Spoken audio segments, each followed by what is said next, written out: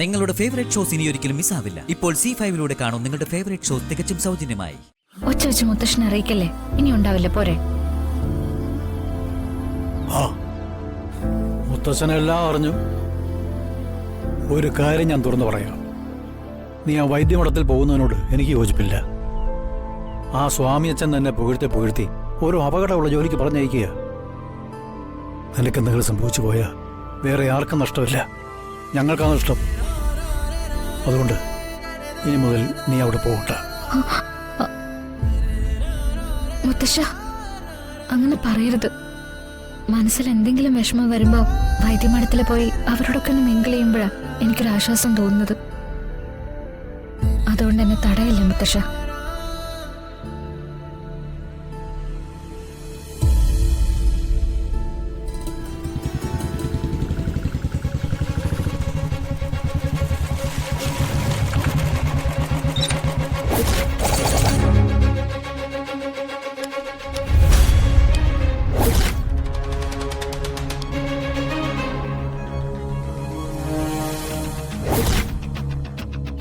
ദേവൂട്ടി, താനുമായിട്ട് ഒരു ബന്ധത്തിനില്ല നിന്റെ ചേച്ചി തുറന്നു പറഞ്ഞല്ലേ. പിന്നെ എന്തിനാടോ ഒരു ഉളുപ്പും ഇല്ലാതെ ഇങ്ങോട്ട് വലിഞ്ഞേറി വരുന്നത്? കൊച്ചുകാന്താരി ഒന്ന് അടങ്ങി നീ.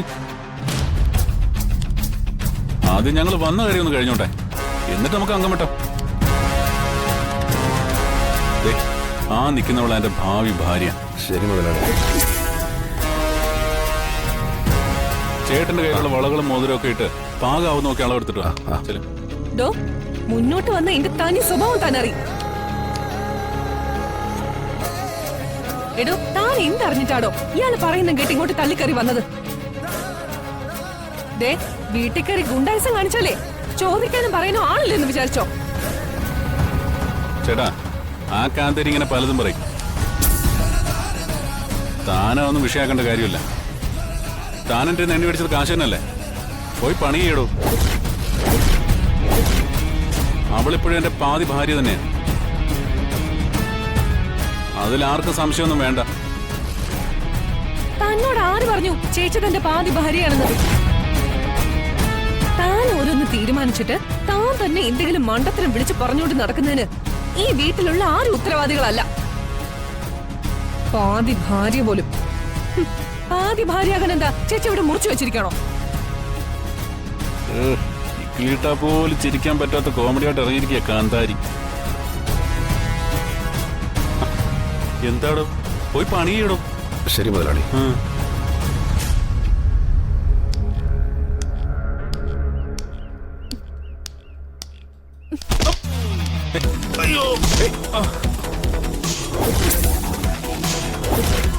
റെഡി, നീ ഓവറാവല്ലേ? ഒരു പെണ്ണിനെ ഉപദ്രവിച്ച എന്താ കേസ് എന്നറിയാലോ. ജാമ്യം പോലും കിട്ടാത്ത കേസിൽ തന്നെ പിടിച്ചകത്തിടിക്കും ഞാൻ. ഒരു പെണ്ണ് വിചാരിച്ചാലേ എന്ത് നടക്കും. രണ്ടും കൽപ്പിച്ച് തന്നെ ഞാൻ. ഇനി ഇവിടെ കിടന്ന് എന്തെങ്കിലും വളവളാന്ന് സംസാരിച്ചാ ഞാനേ എന്റെ ഡ്രസ്സൊക്കെ അങ്ങ് വലിച്ചു കീറും. എന്നിട്ട് സ്റ്റേഷനിൽ പോയി കംപ്ലൈന്റ് ചെയ്യും എന്നെ പീഡിപ്പിക്കാൻ ശ്രമിച്ചെന്ന്. പെണ്ണ് പറയുന്ന വാക്കിനാടോ വില? നിന്നെ പോലുള്ളവരെ നിലക്കി നിർത്താൻ ഇങ്ങനെയൊക്കെ ചെയ്തേ പറ്റൂ. ഇനി ഒരു നിമിഷം പോലും താൻ ഇവിടെ നിന്നാ ഞാനത് ചെയ്യും. വീഴ്ച നോക്കി നിൽക്കാതെ ഇറങ്ങി പോടെ ഇവിടുന്ന്.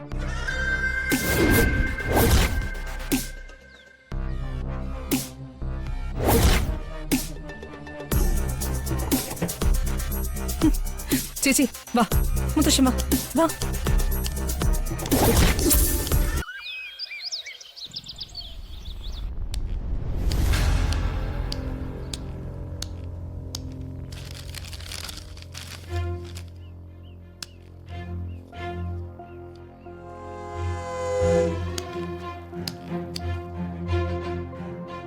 ഭദ്ര, നിക്കവിടെ.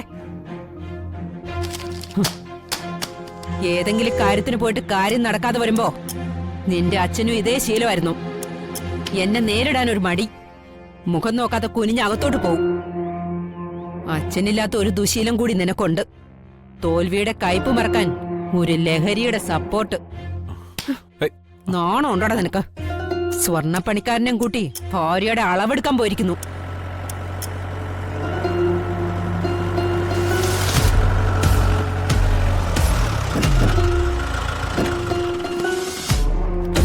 ഇറങ്ങി വരൂ. കൊള്ളാടാ, തല്ലുണ്ടാക്കി പോലീസ് സ്റ്റേഷനിൽ കയറി കാക്കിയിട്ട നായ്ക്കളെ തെറി വിളിച്ചു. ഒരുത്തനെ കുത്തി മറ്റവനെ വെട്ടി എന്നൊക്കെ നിന്നെ കുറിച്ച് ഓരോരുത്തർ പറയുമ്പോ ഭദ്രന്റെ അമ്മ എന്ന നിലയില് ഞാൻ അഹങ്കരിച്ചിരുന്നു. എന്നിട്ട് ഒരു പീറ പെണ്ണിന്റെ മുമ്പില് അടിയറവ് പറഞ്ഞു വന്നിരിക്കുന്നു. അമ്മേ, അങ്ങനൊന്നും അല്ലമ്മേ കാര്യങ്ങള്. കാര്യങ്ങൾ ഞാൻ പറയാം.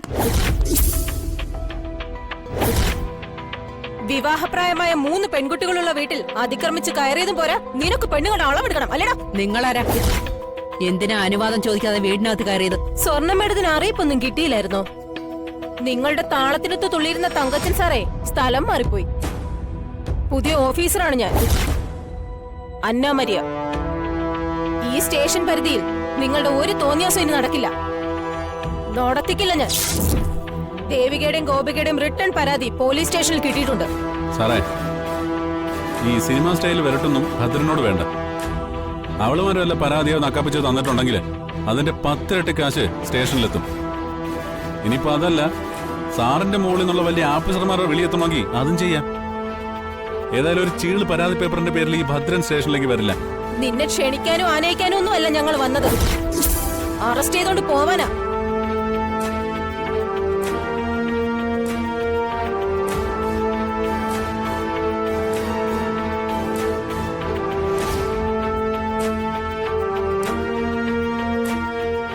അഡ്വക്കേറ്റ് ഷാജഹാൻ അല്ലേ? ഞാൻ സ്വർണ്ണമ്മയാ.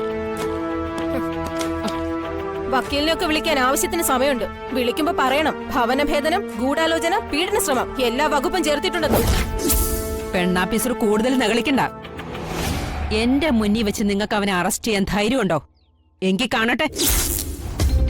അറസ്റ്റ് ചെയ്ത് കൊണ്ടുപോകാൻ മാത്രമല്ല, നിങ്ങൾ ഈ പറഞ്ഞ പെണ്ണാഫീസറുടെ കൈക്കരുത്ത് ഇവനെ അറിയിക്കുകയും ചെയ്യും. ഓ, അത് നിങ്ങളുടെ മുന്നിൽ വെച്ച് വേണ്ടാന്ന് കരുതിയതാ. വെല്ലുവിളിച്ച സ്ഥിതിക്ക് വെറുതെ കൊണ്ടുപോയാ ഞാൻ ഇട്ടിരിക്കുന്ന ഈ യൂണിഫോമിനെ കളിയാക്കിയതുപോലെയാകും. ഓ, പോടാ ഇങ്ങോട്ട്. അറസ്റ്റ് ചെയ്യണം അവനെ. Okay madam.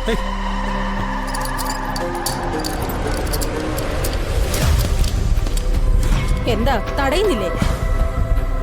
ഞാൻ ഇവിടെ ഉള്ളിടത്തോളം കാലം ഒരു പെണ്ണിന്റെയും ഒരു തുള്ളി കണ്ണുനീര് പോലും ഇവിടെ വീഴില്ല, അതുറപ്പാ. കൊണ്ടുവാടാ ഇവനെ.